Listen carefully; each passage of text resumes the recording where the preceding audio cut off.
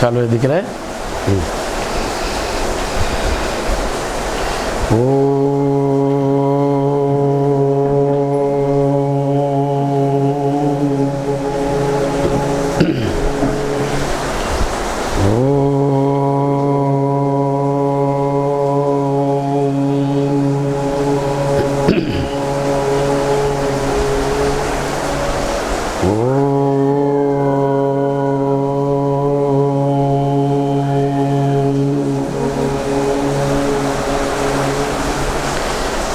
पूर्णमदं पूर्णमिदं पूर्णात् पूर्णस्य पूर्णमादाय ॐ शान्ति शान्ति ॐ चिदंबराय मठाधीशं सिद्धारूढयतीश्वरं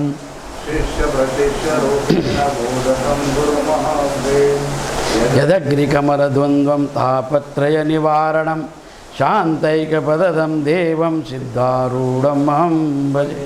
सिद्धारूढं सिद्धसद्गुरोपादाब्जं जननि जनकस्ततः ततुपदेशकर्तारं नत्वा भक्तिपुरासरम्। ॐ निधये सर्वविद्यानां विषजे भवरोगिणां गुरुवे सर्वलोकानां दक्षिणामूर्तये नमो नमः। यं ब्रह्मवरुणेन्द्ररुद्रमरुतास्तन्वन्ते दिव्यस्तवै वेदै साङ्गै पदक्रम उपनिषद गायन्ति यं सामगाः। ध्यान अवस्थितदृतेन मानसा पश्यन्ति यं योगिनो यशान्तं नाविदुषरासुरगणः। देवाय तस्मै नमः, देवाय तस्मै नमः। ओम सरस्वती नमस्तुभ्यं वरदे रूपकामिनी विद्यारंभं कर्षि मे सिद्धिर्भवतु मे सदा। ओम अखंडमूर्ताय शिष्यतापशान्तकराय सच्चिदानन्दरूपाय श्री गुरु भीमाशंकर नमो नमः। आरूढ़ ज्योति जगत ज्योति जगतगुरु सिद्धार्थ स्वामी जी को अभिवंदन करते हुए प्रातः स्मरणीय श्रद्धेय वंदे आदरणीय सद्गुरु भीमाशंकर स्वामी जी को तत्स्वरूपी भगवतान सरस्वती महास्वामी जी को अभिवंदन करते हुए परमात्मा स्वरूपगण श्रावण मास अधिक श्रावण मास निमित्त, तो कल हमने अधिक श्रावण मास क्यों आता है, कैसा आता है, कितने साल के बाद आता है, उसका वैशिष्ट 3 नाम बताने है ना। उसके बाद गीता का प्रस्तावना बताया। गीता का प्रस्तावना यानी गीता का प्रारंभ क्यों हुआ, किस कारण हुआ, और महाभारत रचना की किन्होंने किया, किस लिए किया, तो ये सब मैंने कल बताया। तो उसमें तो कल का प्रस्ताव ने थोड़ा बहुत छोड़ दिया था। तो ये महाभारत युद्ध में, महाभारत जो ग्रंथ में, तो ये 17-18 हज़ार श्लोक जो है, तो 18 पर्व, और गीता जो है भीष्म पर्व अंतर्गत आता है। और भीष्म पर्व अंतर्गत ये 700 श्लोक का जो भगवद गीता है, तो ये भगवान स्वयं कृष्ण परमात्मा ने अपने वाणी से अर्जुन को निमित्त रखकर जो बताया, इसके लिए ये विशिष्ट है। ये क्या विशिष्ट है, इसका महात्मा क्यों बड़ा, ये स्वयं पद्मनाभस्य मुख पद्मने श्रुतः, तो भगवान स्वयं इसको गाया है। तो इसके लिए श्रीमद् भगवद गीता किसे कहते हैं, उसका अर्थ सब बताया मैंने। तो ऐसा महाभारत में तो प्रसंग आता है, कौरव और पांडव, संसार में जितना भी युद्ध होता है ना, संसार में, प्रपंच में, या परिवार में, समाज में, या आश्रम में, किसी भी स्थान में, तो 3 कारण से होता है। एक भूमि, एक धन और एक स्त्री, 3 ही कारण। किसी के परिवार में घर बांटना खेती के लिए, राज्य के लिए, राजा लोग है तो राज्य के लिए होता है, और समाज है तो धन के लिए होता है, स्त्री के लिए होता है। तो ऐसे कोई भी परिवार, समाज या प्रपंच में, संसार में कहीं पर भी हो, ये 3 चीज़ के लिए युद्ध होता है। तो ऐसे महाभारत में भी 3 चीज़ था। तो कल हमने बताया, पांडवों को जब बुलाकर भगवान श्री कृष्ण परमात्मा ने युद्ध करना है कि नहीं करना है ऐसा पूछा, तो प्रत्येक है ना अपना अपना, धर्मराज युधिष्ठिर ने बोला कि शांति चाहिए, और अर्जुन बोला मैं भिक्षा भी मांग लेगा तो चलेगा। भीम ने भी बताया, नकुल सहदेव, फिर द्रौपदी अपना अपमान को छुपाकर उन्होंने अपना व्यथा सुनाया। तो कुंती को भी पूछा गया, तो कुंती बोला 2 कारण के लिए युद्ध करना है। क्यों? दो कारण कि पहला कि उन्होंने मेरा बहू को, उनका भी बहू है ना पांडवों का पत्नी द्रौपदी, तो उनको तो जैसा सभा में लाकर नग्न करने के लिए जो प्रयत्न किया अशोभनीय है और ये बताने जैसा नहीं है। तो इतना अपमान किसी का नहीं करना चाहिए, उसे पाप लगता है, तो पूर्ण वंश नष्ट होता है। तो उसका प्रतीक क्या है? तो ये महाभारत। तो उन्होंने दो बात, कुंती को क्रोध क्यों आया कि पहला द्रौपदी का अपमान किया, तो उसके बाद जब शांति दूत बनकर भगवान श्री कृष्ण परमात्मा ने कौरवों के पास गया, दुर्योधन के पास, तो दुर्योधन ने क्या किया? तो शांति दूत बन के आया हुआ परमात्मा को बंदी बनाने की कोशिश किया। तो बोला भगवान है, अवतार लिया और हमारे लिए हमारे साथ घूम रहा है, तो उनको इतना कैसा कम समझा उसने। अगर भगवान चाहता तो सुदर्शन से सबको नष्ट कर सकता था। तो उन्होंने शांति अस्त्र का प्रयोग नहीं करेगा वचन दिया, और नारायण सेना जितना है भगवान कृष्ण परमात्मा का दुर्योधन को दे दिया। और उनका भाई जो है यात्रा में चला गया, कौन? बलिराम।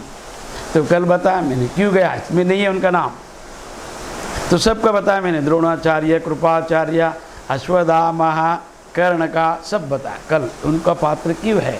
तो ये ऐसा पात्र वेद व्यास जी का विशाल बुद्धि, उनका इतना विशाल बुद्धि है, तो वेद में जो सूक्ष्म रूप है वो समझ नहीं सकते मनुष्य जाति। तो कलियुग में पंचम वेद के रूप में महाभारत को पात्र के कथा के रूप में, नाटक के रूप में अगर बताया गया तो समझ में आता है लोभ क्या है, काम क्या है, क्रोध क्या है, ईर्ष्या क्या है, सत्वगुण क्या है, त्याग क्या है। तो इसलिए इस पात्र को रचकर भगवान ने, वेद व्यास जी ने बहुत उपकार किया है कलियुग को। तो ये ऐसा महाभारत में, तो उन्होंने दो कारण के लिए, कुंती बोला युद्ध करो, युधिष्ठिर धर्मराज तो शांति का प्रतीक है, उनको भी क्रोध आया कि माँ बोला अभी करना है युद्ध।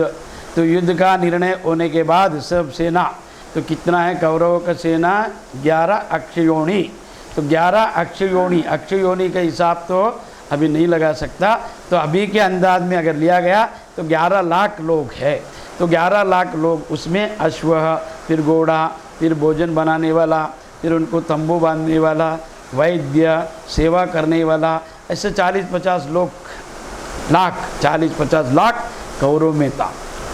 और 7 अक्षयोनी पांडवों में 7 लाख, तो उनका भी सेवा, परिचारक और सैनिक, अश्व, हाथी, घोड़ा, ये सब मिलकर उनका एक ऐसे 60-70 या 1 करोड़ पकड़ो, उतना लोगों को उन्होंने कुरुक्षेत्र में जमा किया।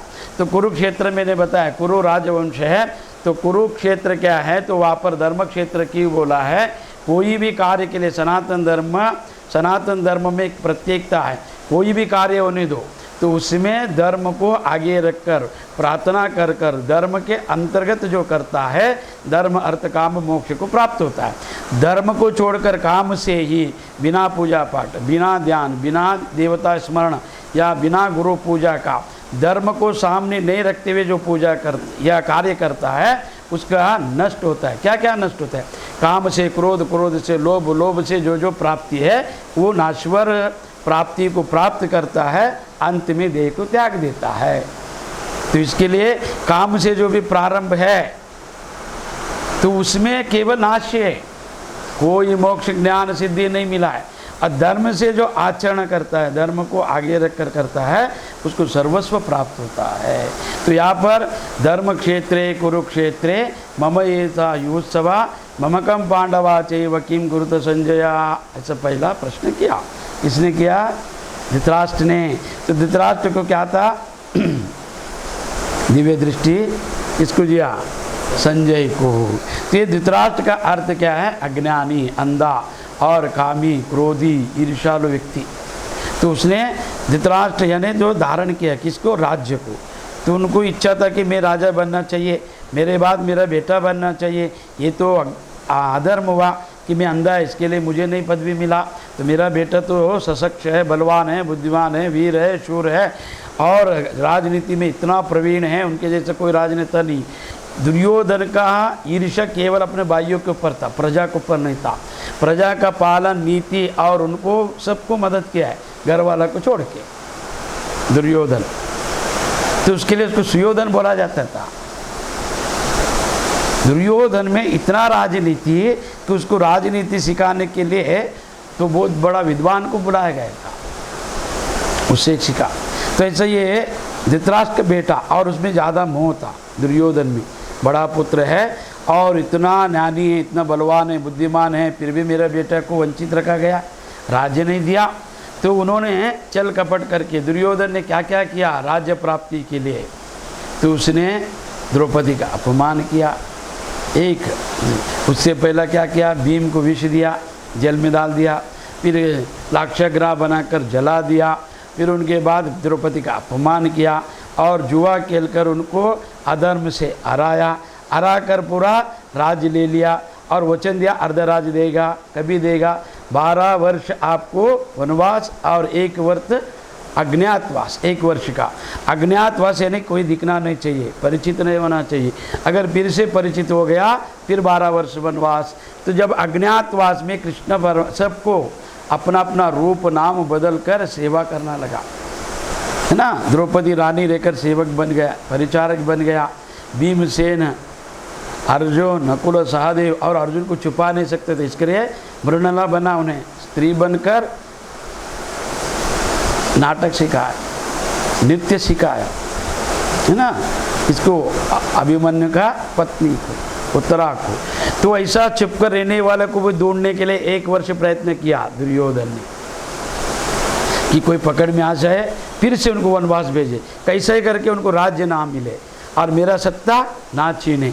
तो ऐसा ये तो बड़ा बड़ा राज्य है, छोटा छोटा पदवी के लिए भी जान लेता है आदमी कलयुग में, ये तो बड़ा है, विशाल अखंड भारत उनके अधीन है ना।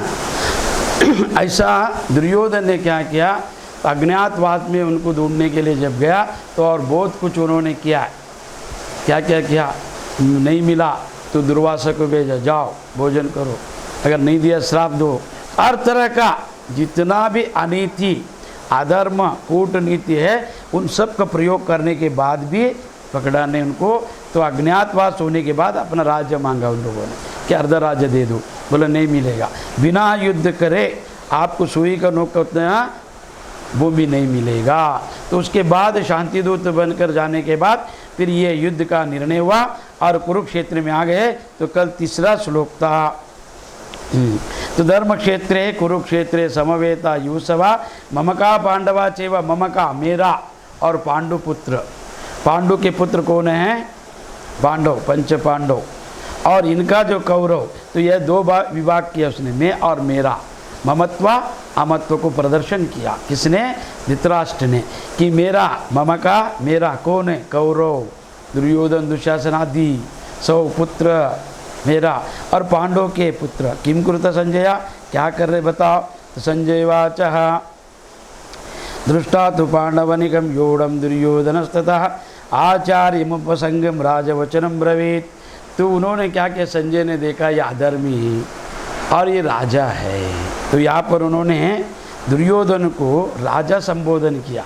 क्यों किया, धृतराष्ट्र वास्तविक राजा है, फिलहाल अभी है वर्तमान में, पर वो सब राजभार कौन चलाता है, तो दुर्योधन। तो दुर्योधन वास्तव देखा जाए तो युवराज है, पर कार्यभार संभाल रहे, इसके लिए वो राजा है। तो ये विशेषण है राजा। किसको संबोधन किया, तो दुर्योधन। तो वो दुर्योधन राजा नहीं है, फिलहाल बनने वाला है, पर वो सब कार्यभार संभालता है, इसके लिए उन्होंने राजा वचनम ब्रवीत ऐसा विशेषण लगाकर दुर्योधन को ये किया कि बड़ा बता कि ये अज्ञानी है, इसका स्तुति करना चाहिए। और अज्ञानियों का स्तुति करने से उनको बहुत अच्छा लगता है, अहंकार बढ़ता है। और स्तुति करने के बाद तो संजय बोला, उस समय राजा दुर्योधन कहाँ पर गया, तो अपना गुरु के पास गया, आचार्य मुपसंगमा। तो इसमें 2-3 बात समझने जैसा है। क्या, तो पहला राजा इसके लिए बोला दुर्योधन आगे राजा बन सकता है, और नहीं बने अभी तो राजा है फिलहाल, तो इसके लिए। और दूसरा दृष्टा तो पांडवनिकम, पांडवों को देखकर, उनका सेना को देखकर उसमें डर पैदा हो गया। क्यों डर पैदा हो गया, तो वो पांडव है 7 अक्षयोनी, 7 लाख लोग है, और उसके पास कौन है, कृष्ण परमात्मा है, और धर्म का प्रतीक है और ज्ञान का प्रतीक है और स्वयं ईश्वर है। तो वहाँ पर कृष्ण परमात्मा है, तो जीतेगा। और वहाँ पर ये सब को वर्णन भाग्य करेगा तो ये भीम जितना है उनको देखकर उसमें डर पैदा होगा। डर पैदा होकर उसने क्या किया, पहला अपना आचार्य गुरु के पास गया। तो ये है 3 बात समझने का। पहला, कोई भी अगर गुरु कार्य कर रहा है, शिष्य कोई भी कार्य, तो गुरु को पहला देखकर नमस्कार करना चाहिए, उनको सम्मान देने के लिए गया रहेगा। एक गुरु को जाकर कि भीष्म पिता सेनापति है, उनके पास नहीं गया। क्यों नहीं गया? भीष्म पिता प्रतिज्ञा किया है, जो राजा रहेगा उसको मैं संभालेगा, उसका रक्षणा करेगा। मगर उनका अंतरंग जो है पांडवों के पक्ष में है, तो रहने दो। पांडवों के पक्ष में रहेगा तो भी चलेगा भीष्म का। मगर ये द्रोणाचार्य विशेष करके अर्जुन के ऊपर कृपा किया है और विशेष प्रेम है अर्जुन के प्रति, तो इसके लिए इनको पहला बुलाओ, इनको पहला उसका, इनको पांडवों के प्रति द्वेष निर्मित करो, द्वेष निर्मित। तो मैं इसके लिए सो विस्तार बताएगा इस साल से। आचार्य उपसंगम, तो आचार्य क्यों गया? सेनापति के पास जाना था नहीं, फिर उनके पास 2, एक गुरु करके गया, नमस्कार किया, और दूसरा कि उनको सब वर्णन करके बताया, आपका जो शिष्य है, आपका ये शिष्य नहीं है, कौरव पांडव दोनों भी शिष्य है, क्यों धनुर्विद्या उन्होंने सिखाया। और इतना ज्ञानी, इतना त्यागी, इतना करुणामय है द्रोणाचार्य। क्यों? द्रौपद पुत्र उनको मारने के लिए जन्म लिया है दुष्टदुम्न। दुष्टदुम्न उनको मारने के लिए द्रौपद राजा ने जन्म दिया है। वो मेरे को मारने वाला है ऐसा जान कर भी विद्या सिखाया, वो है भारत का गुरु। जितना भी शिष्य लोग हैं, अगर कूटनीति में हैं या कोई राजनीति में हैं, ये तमोगुण प्रधान भक्ति जिसमें है, तो गुरु को भी नहीं छोड़ेगा वो।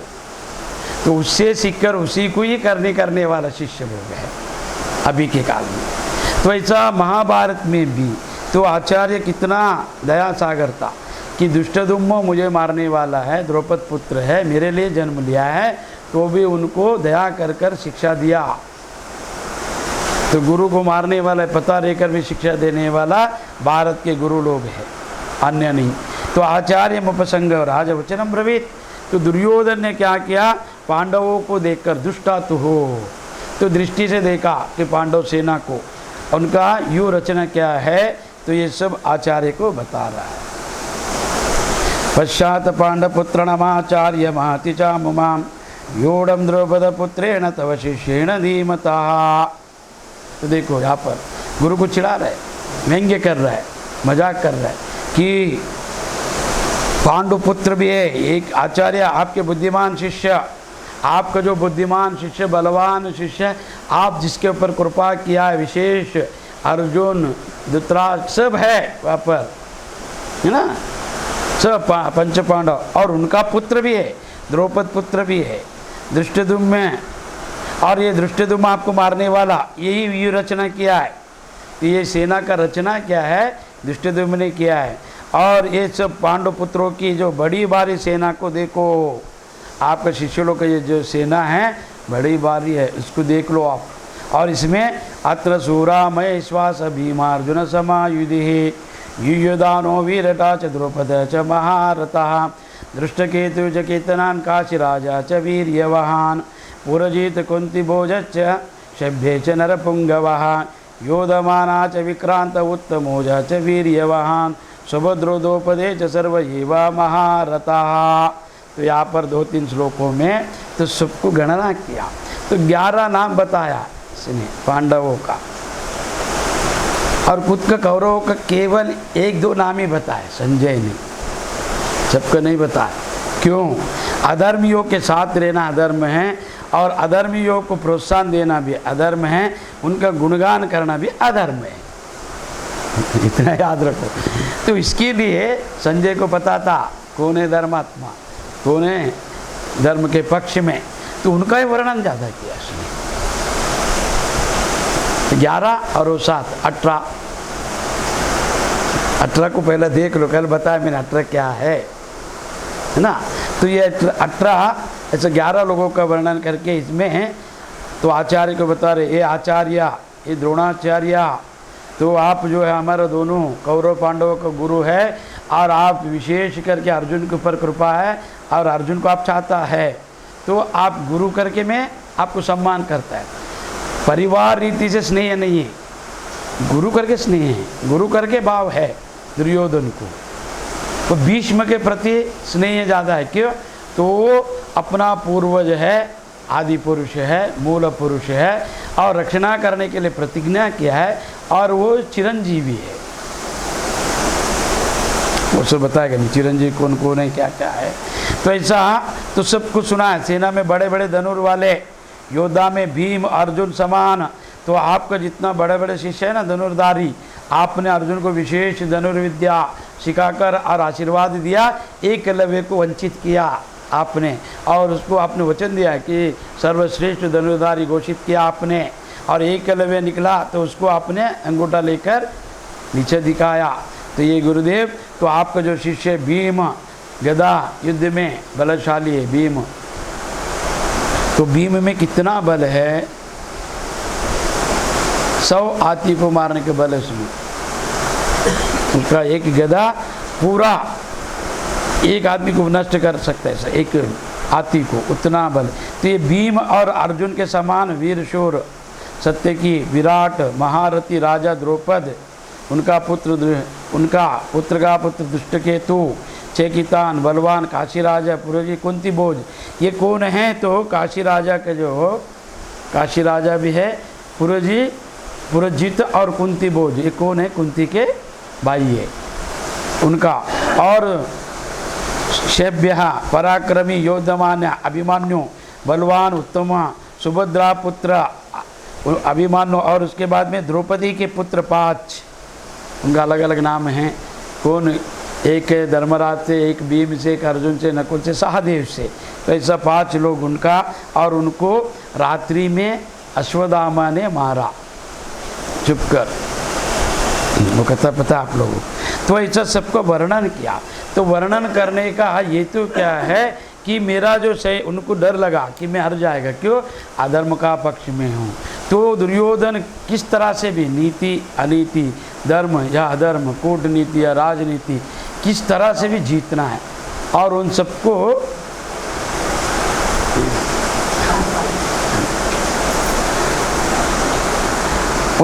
हराना है।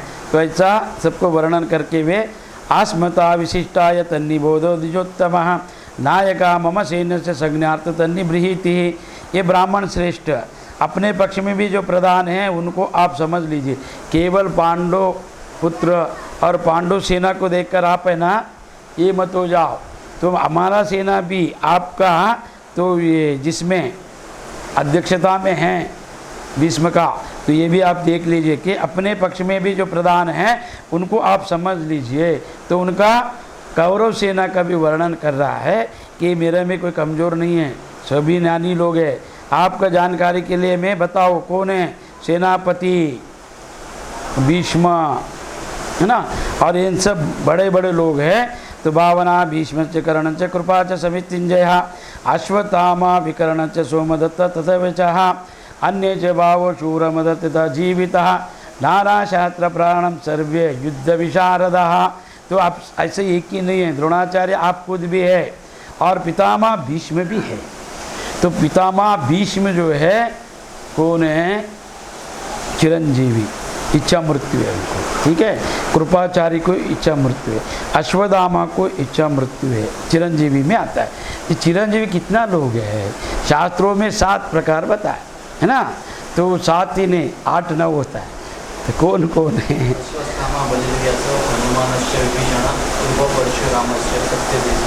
हाँ, तो ये ऐसा अश्वत्थामा, व्यास, बलि राजा, व्यास हुआ बलिराज, अश्वत्थामा बलि राजा, व्यास, हनुमान, विभीषण, परशुराम, कृपाचार्य। तो ये भीष्म कहाँ पर गया? तो भीष्म भी एक है, 8 हो गया। और ऐसा अनेक लोग हैं जो मार्कंडेय भी चिरंजीवी है, तो इसके लिए 9 लोग होता है।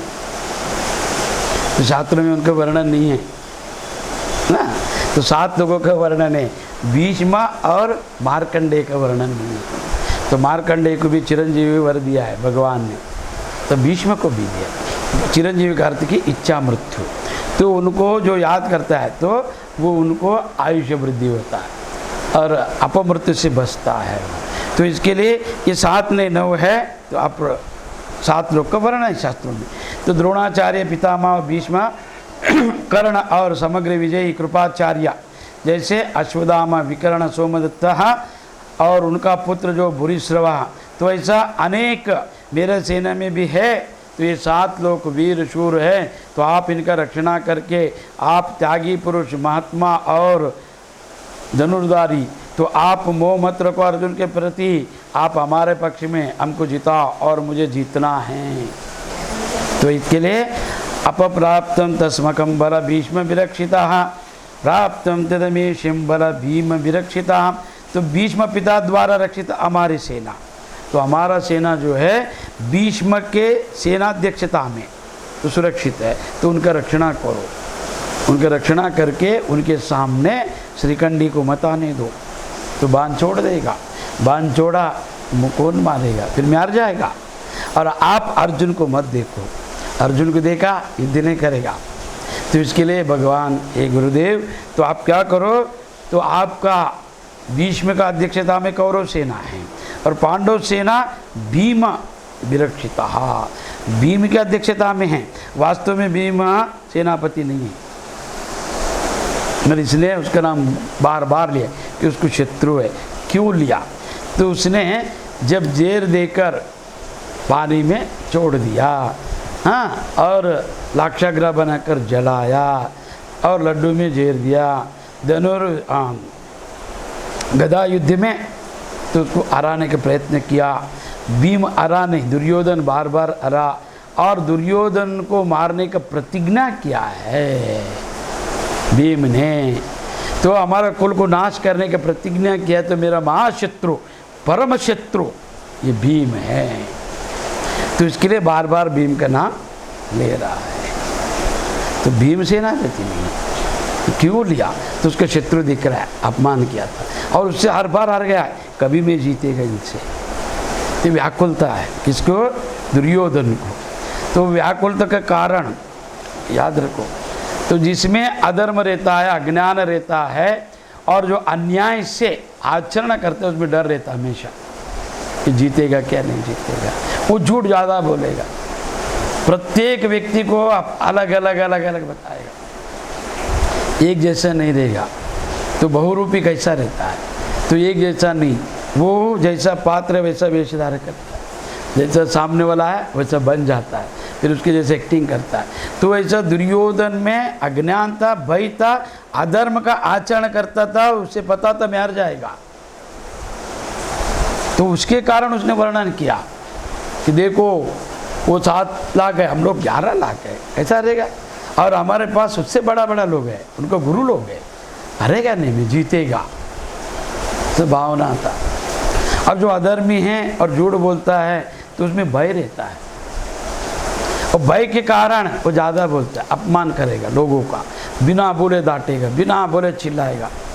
तो कारण क्या है कि चिल्लाना, ये बिना कारण का आरोप करना, तो डर है उसको कहीं पकड़ा जाएगा, हार जाएगा। तो जितना अधर्म का आचरण करेगा उनमें भय रहता है। तो वो भय का प्रदर्शन करते हुए, तो अयनेषु च सर्वेषु यथा भागम अवस्थिता भीष्मा मेव विरक्षन्तु भवन्तु सर्व एव हि।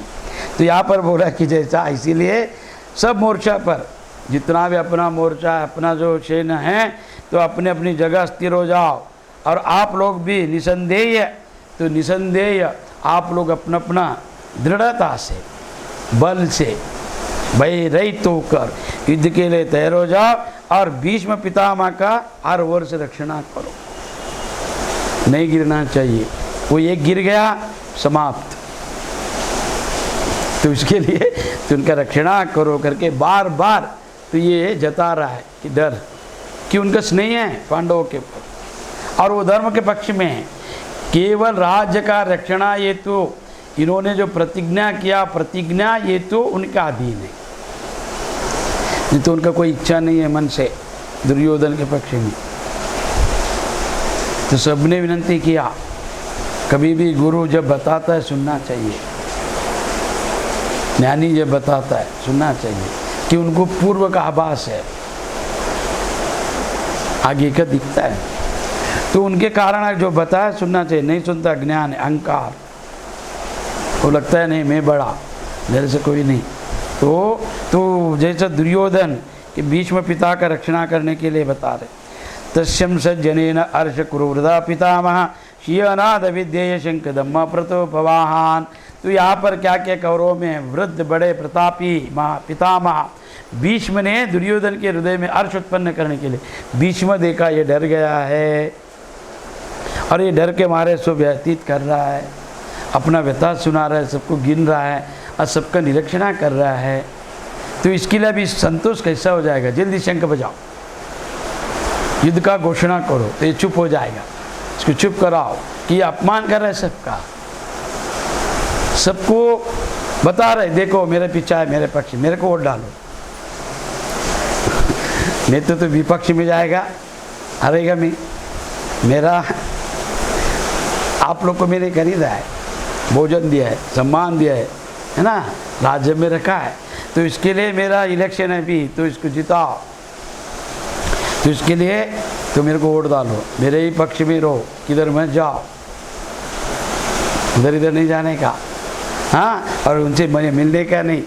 तो ऐसा जो और युद्ध का नियम क्या था महाभारत में, पूर्व काल में, युद्ध जब प्रारंभ होता है दोनों पक्ष अलग अलग, तो उनका जो तंबू रहता है बनाया हुआ विश्राम के लिए, भोजन के लिए, सूर्योदय से सूर्यास्त तक युद्ध चलेगा। सूर्य अस्त के बाद कोई किसी भी मिल सकता है, कोई किसका शत्रु नहीं है, कोई किसका शत्रु नहीं है। तो ऐसा नियम था। और जो नीचे गिर गया उसको मारना नहीं है, और जिसने शस्त्र छोड़ दिया है उसको मारना नहीं है, और जो भाग गया उसको नहीं मारना है, जिसने शरणागत लिया है उसको नहीं मारना है। ऐसा नियम है। और रात्रि को नीति बनाना है, सुबह उसका प्रयोग करना है।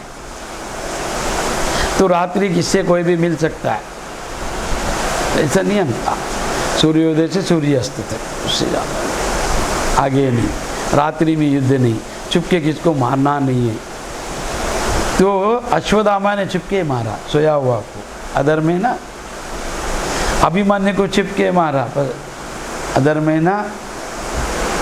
तो जो नीति नियम बना युद्ध का, उसका उल्लंघन कौरवों ने किया है, दुर्योधन ने, पांडवों ने नहीं किया है। तो इसके लिए इसको धर्म क्षेत्र कुरुक्षेत्र। तो ये तथा शंख भार्य पावना को गोमुखः सभ्य अनंत शब्द शतुमूलो अभवतः। ये शंख जो है, पश्चात शंख और नगर तथा ढोल मृदंग और ये सब बजाया गया। तो ये सब क्यों बजाता है, आरती में, पूजा में, और राजा के द्वार में, और युद्ध में। तो शंख जो है जिसको बजाने से उसका ध्वनि से नकारात्मक जो पदार्थ है, भूत प्रेत आदि चला जाता है। घंटी बजाने से राक्षस यक्ष किन्नर जो भी छुपा है वो चला जाता है। नगारा जो है तो लोहे का, इसको भैंस के चमड़े का बना है और लकड़ी से बजाया जाता है। उसका नाद से जितना भी है वातावरण शुद्ध होकर और युद्ध प्रारंभ हुआ है सबको जागृत करता है और तैयार हो जाता है, इसके लिए बजाया जाता है। नगर शंख घंटा नाद मृदंग सबकी एकाग्रता रहे कि युद्ध चालू हुआ है, आप इसको देख लो। ऐसा भयंकर शब्द जब हुआ है, तथा श्वेतर युक्ति महाति तन्य स्थितो माधवा पांडवा चैव दिव्य शंको प्रदुमात। इसके अंतर सफ़ेद घोड़े से युक्त उत्तम रथ में बैठे हुए श्री कृष्ण महाराज और अर्जुन भी अलौकिक शंख बजाए। तो ये अनंत सफ़ेद घोड़ों से युक्त, तो ये जो रथ किसको मिला है, अर्जुन को। किसने दिया है, इंद्र ने दिया है। इंद्र ने, इंद्र ये रथ कौन दिया, अग्नि देवता दिया है, इंद्र ने नहीं। तो अग्नि देवता अग्नि को दो पत्नी है, स्वा और स्वादा। तो जैसा जो मंत्र में होता है ना, स्वाहा स्वाहा स्वादाहा, दो पत्नी है। और अग्नि देवमुख है, अग्नि जो है सबका जातक है, ज्योतिषी। तो अग्नि जो पंचतत्व है, आकाश, वायु, अग्नि, जल और पृथ्वी। पृथ्वी जल अग्नि, ये मध्य पांडव है, धर्मराज, भीम, अर्जुन, नकुल, सहदेव। ऐसा ये बीच में जो है इनको वायु और आकाश का उत्पत्ति का पता है, और इनके बाद जो हुआ है उनका भी पता है। इसके लिए सबका जातक है। अग्नि मुख से क्या है, अवन करने से देवता लोग को पहुँचता है, तो घी खाकर उनको अपचन हुआ था, इनको अग्निदेव को। तो उन्होंने बहुत चिल्लाया कि मुझे पेट दुख रहा है, अपचन हुआ है, तो कोई भी औषध बताओ। देव वैद्य ने क्या किया, एक आरण्य दिखा, ये आरण्य में वनस्पति है, इसको जलाकर भस्म बनाकर खा लो। तो जैसा अग्नि प्रवेश किया तो इंद्र बोला ये अग्नि है ना, हमेशा मेरे बीच में आता है। तो उसके लिए उन्होंने क्या है, अग्नि को औषध दिलाने नहीं दिया, खाने नहीं दिया। जैसा अग्नि लगाया बुझाता था, अग्नि लगाया बुझाता था। तो इंद्र का पुत्र अर्जुन को बुलाया अग्निदेव ने, और उनका सहकार्य से वो अर्जुन इंद्र से युद्ध किया, और अग्नि देवता क्या किया, पूरा जंगल को जलाकर उसमें भस्म बनाकर खा लिया और आरोग्यवान हुआ। तो उसके लिए उन्होंने आशीर्वाद रूप से ये अनंत नामक रथ उनको भेंट दिया, इसको अर्जुन को। वो विशाल है और उसमें कितने लोग भी बैठ सकता है, और उसके अंदर 7 अश्व 5 और ऊपर ध्वजा के ऊपर हनुमान जी है। तो इसके लिए ये विशेष है, और इतना तेज है उसका, और इतना वेग किसी का नहीं है। तो इसके लिए वो पास्ट्रेन वैसा रथ में तो बैठकर आ गया। कौन, माधवः पांडवा चैवः, पांडव, तो पांडव पुत्र है, इसके लिए उनको पांडव बोला है। मध्य पांडवा, धनंजया, पार्था, अर्जुना, ये सब नाम बताएगा मैं अर्थ क्या है। तो धनंजय क्यों बोला जाता है इनको आगे बताए, ठीक है। माधवा का अर्थ क्या है, माँ यानी लक्ष्मी, दवा यानी पति, माँ यानी लक्ष्मी, दवा यानी पति, लक्ष्मी का पति कौन है, कृष्ण परमा। तो इसके लिए यहाँ पर क्या बोला है, माधवा पांडवा चैव दिव्य शंको प्रदमात। तो ये दिव्य शंख उन्होंने भी बजाया। तो कौन सा नाम है शंख का, पंचजन्य ऋषिकेशो देवदत्ता धनंजया, यहाँ पर आया। पांड्रो दम्मो महाशंख भीमा कर्म कृतोदरहा। तो यहाँ पर श्री कृष्ण महाराज ने पंचजन्य नामक शंख बजा। तो पंचजन्य असुर था एक, तो उनको मारकर, वो असुर को मारने के बाद उसको शंख का रूप धारण कराकर उसको उन्होंने वचन दिया मैं अपने हाथ में धारण करेगा।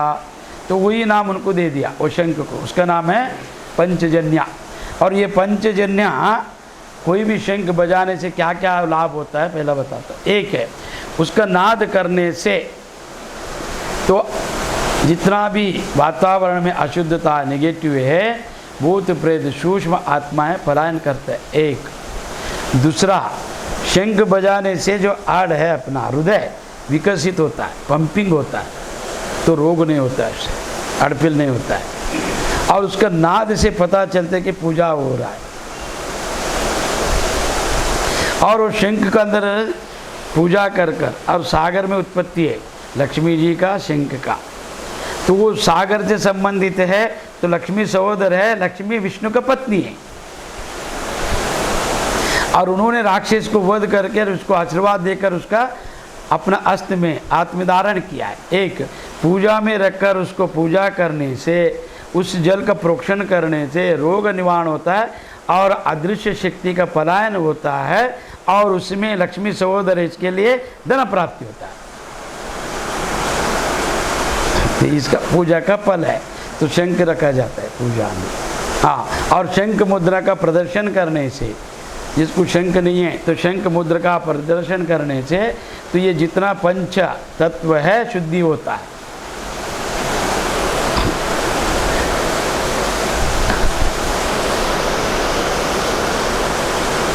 तो शुद्धि होता है, तो इसके लिए इसको पंचजन्य नाम दिया गया।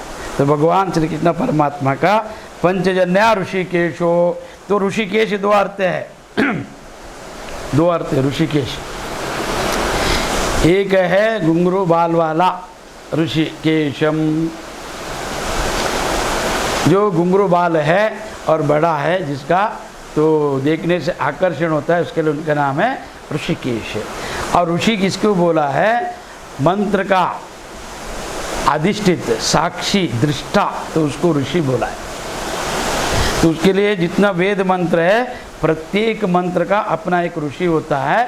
तो ऋषि का अर्थ उन्होंने मंत्र बनाया, उसका प्रयोग किया और देवता को प्रसन्न करके तो साक्षात उसका अनुभव किया। इसके लिए मंत्र दृष्टा उसको बोला जाते ऋषि, राज ऋषि, ब्रह्म ऋषि। तो ब्रह्म को जाना है, इसके लिए ब्रह्म ऋषि। राजा का उपदेश करते राज ऋषि। केवल ऋषि, वेद अध्ययन किया है। ऋषिकेश, जो सुंदर है, बाल जिसका घुंघरूल है, वो ऋषिकेशा। देवदत्ता धनंजय, देवदत्त, इनको देवदत्त नाम से भी जाना जाता है। और देवदत्त नाम का जो शंख है अर्जुन ने बजाया, और उनको धनंजय क्यों बोला है? तो जितना भी विरोधी था अर्जुन का, उन सब राजा लोग को हराकर उनसे धन इकट्ठा किया, धन का संचय किया।